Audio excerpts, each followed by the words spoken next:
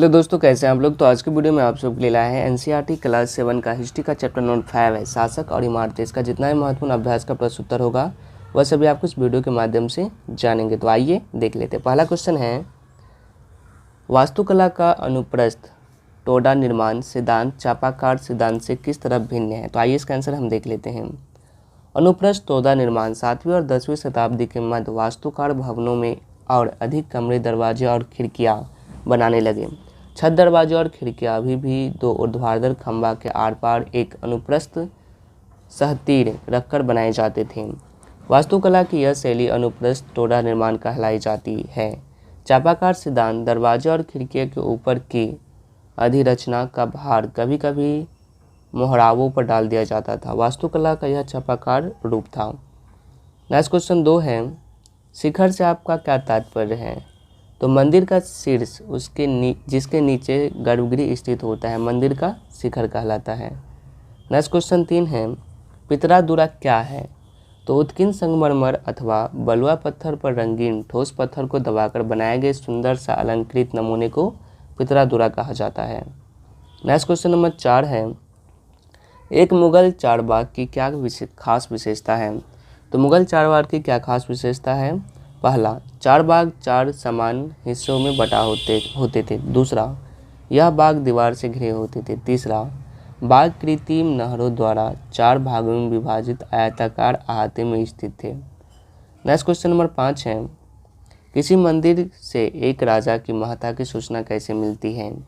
तो सभी विशालतम मंदिरों का निर्माण राजाओं ने करवाया था। दक्षिण भारत में प्रसिद्ध मंदिर राजराजेश्वरी मंदिर का निर्माण राजा राजदेव ने अपने देवता राजराजेश्वरम की उपासना हेतु किया था। इसके देवताओं का नाम राजा से मिलते जुलते थे। राजा स्वयं को ईश्वर के रूप में दिखाना चाहता था। धार्मिक अनुष्ठानों के जरिए मंदिरों में एक देवता दूसरे देवता का सम्मान करता था। मंदिरों के अन्य लघु देवता शासकों के सहयोगियों तथा अधीन अस्त्रों के देवी देवता थे। यह मंदिर शासक और सहयोगियों के द्वारा शासित विश्व का एक लघु रूप ही था। जिस तरह से वे राज के मंदिरों में इकट्ठे होकर अपने देवी देवताओं का उपासना करते थे। नेक्स्ट क्वेश्चन नंबर 6 है, दिल्ली में शाहजहां के दीवान ए खास में एक अभिलेख में कहा गया, अगर पृथ्वी पर कहीं स्वर्ग है तो वह यही है। यह धारणा कैसे बनी। तो शाहजहां की पत्नी मुमताज़ की 1631 ईस्वी में मृत्यु हो गई थी। इसके बाद शाहजहां का मन आगरा से हट गया, इसीलिए उसने 1639 में यमुना नदी के समीप लाल किला का निर्माण करवाया। लाल किला के अंदर बनाया गया दीवान एक खास संगमरमर का एक बना हुआ अद्भुत इमारत है। इसमें कई तरह की नक्काशियाँ बनाई गई है। इसकी सुंदरता को देखते हुए ही दीवान एक खास में एक अभिलेख में कहा गया, अगर पृथ्वी पर कहीं स्वर्ग है तो यह यही है। ओके, नेक्स्ट क्वेश्चन नंबर 7 आती है, मुगल दरबार से इस बात को कैसे संकेत मिलता था कि बादशाह से धनी, निर्धन, शक्तिशाली, कमजोर सभी को समान न्याय मिलेगा। तो आइए इसका आंसर हम देख लेते हैं।